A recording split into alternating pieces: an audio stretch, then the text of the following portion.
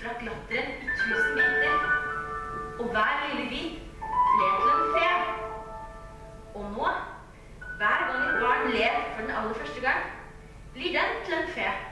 Så skulle tro det fantes en for hvert barn, ikke sant?